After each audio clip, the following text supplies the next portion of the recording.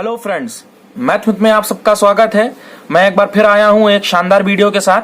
तो इस वीडियो में हम बात करेंगे होमोजेनस डिफरेंशियल इक्वेशन को सॉल्व करने के तरीके के बारे में, यानी कि देखेंगे कि होमोजेनस डिफरेंशियल इक्वेशन क्या होती है और उस डिफरेंशियल इक्वेशन को कैसे सॉल्व किया जाता है। ठीक है, तो आइए देख लेते हैं कि पहले होमोजेनस डिफरेंशियल इक्वेशन क्या होती है। देखिए, कोई इक्वेशन बस एक फॉर्म है। होमोजेनस डिफरेंशियल इक्वेशन का क्या फॉर्म है कि dy/dx लिखा रहेगा। इसको आगे बताने से पहले मैं एक बात क्लियर करता चलूं कि जिन्होंने इससे पहले वाले जो 2-3 लेक्चर्स हैं जिनका लिंक मैं डिस्क्रिप्शन में दे दूंगा, जिन्होंने अगर वो उन वीडियोस को नहीं देखा है तो पहले उन वीडियोस को देख लें, तभी उनको ये वाली वीडियोस भी समझ में आएगी, क्योंकि ये उन वीडियोस से लिंक्ड हैं। ठीक है, ये वाली वीडियो उस वीडियो से लिंक्ड होंगी, इनसे पहले वाली जो वीडियोस आ चुकी हैं 2-3। ठीक है, तो चलिए अब देखते हैं कि dy/dx लिखा हुआ है और इक्वल्स टू एक फंक्शन है x और y का। जी हाँ, x और y का, और साथ ही साथ डिवाइड में फंक्शन है, दूसरा फंक्शन है x और y, यानी कि ये f1 है, ये f2 है। ये अलग फंक्शन होगा xy का, ये अलग फंक्शन होगा xy का। ठीक है, और ये dy/dx लिखा है। तो ऐसे तो खैर कोई भी फंक्शन को लिखा जा सकता है, बट हाँ एक स्पेशलिटी है। क्या है? एक स्पेशलिटी है। स्पेशलिटी क्या है कि देखिए f1xy जो हो गए, ठीक है, एक फंक्शन हमारे पास f1xy होगा, उसमें कुछ इंडिविजुअल टर्म्स होंगे, term 1 plus term 2 minus term 3, इस तरीके से प्लस माइनस करके 2-3 टर्म होंगे या एक ही टर्म होगा। उसमें इंडिविजुअल टर्म के वेरिएबल्स की टोटल पावर जो है बराबर होनी चाहिए। उस केस में यानी कि जो फंक्शन दिया गया है, इसमें जितने भी टर्म्स हैं हमारे, डिफरेंट टर्म्स होंगे, उसमें इंडिविजुअल टर्म के वेरिएबल्स की टोटल पावर तीनों की बराबर होनी चाहिए। फॉर एग्जाम्पल, कोई दिक्कत की बात नहीं है, कंफ्यूज मत होइए, मैं एग्जाम्पल दे रहा हूं। जैसे कि लिखा है हमारे पास 3x² plus xy² plus x³। ठीक है, देखिए यहां पर ये पूरा जो है x और y का फंक्शन है, यहां पर 3 डिफरेंट टर्म्स हैं। ठीक है, एक टर्म ये है, एक टर्म ये है और एक टर्म ये है। मैंने क्या बोला कि इंडिविजुअल टर्म के वेरिएबल्स की टोटल पावर। तो इंडिविजुअल टर्म ये हुआ, इसके वेरिएबल कौन हुए? x और y। इस टर्म के वेरिएबल कौन हुए? x, y, और इस टर्म के वेरिएबल क्या हो गया? x हो गया। तो इंडिविजुअल टर्म के वेरिएबल्स की टोटल पावर बराबर होनी चाहिए। इस टर्म की टोटल पावर क्या है? इसकी पावर 2 है और इसकी पावर 1 है, तो 2 + 1 3। इस टर्म की टोटल पावर क्या है? इसकी पावर 1 है और इसकी पावर 2 है, तो टोटल पावर 3। और इस टर्म की टोटल पावर तो पहले ही एक ही लिखी हुई है, सिंपली 3। ठीक है, तो इंडिविजुअल टर्म की पावर क्या है? सेम होनी चाहिए।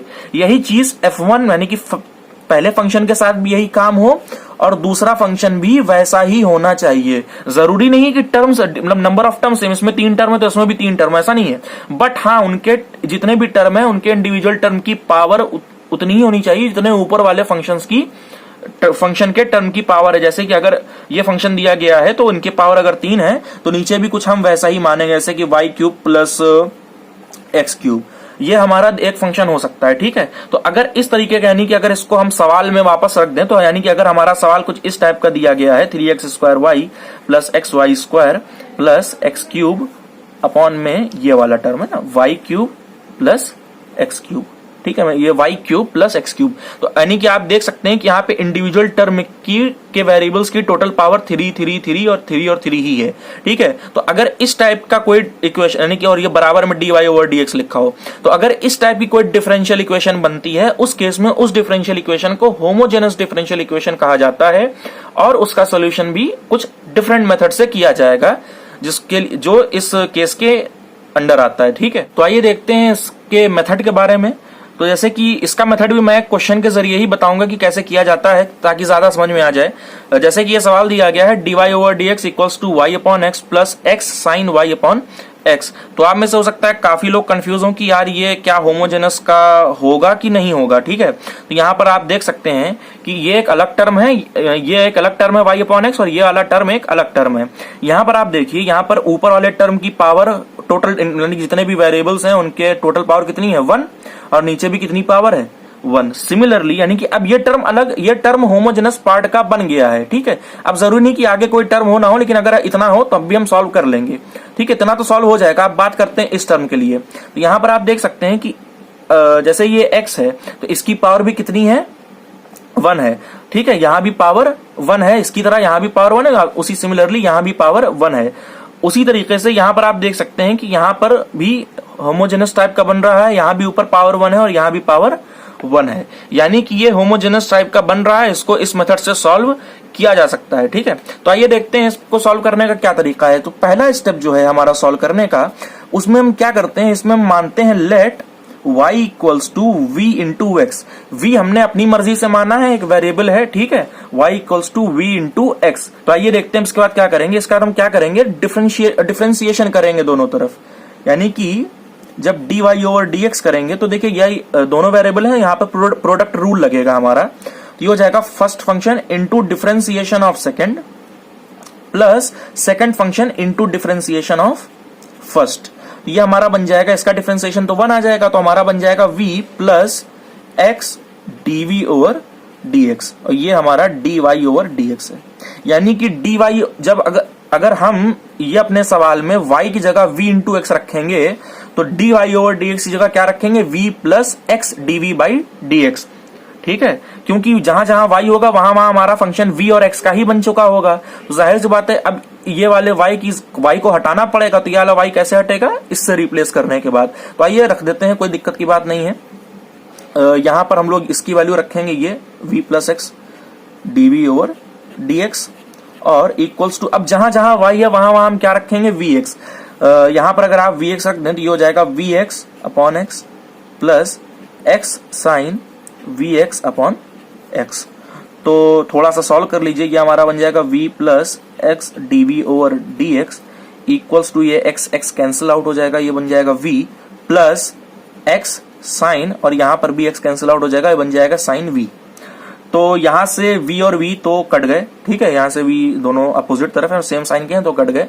उसके बाद थोड़ा ये स्टैंडर्ड बन जाएगा x dv over dx equals to x sine v। यहां पर आप एक बहुत अच्छी चीज देख रहे होंगे कि ये x भी कैंसिल आउट हुआ जा रहा है। ठीक है, ये वाला x भी कैंसिल आउट हुआ जा रहा है ये v को काटने के बाद।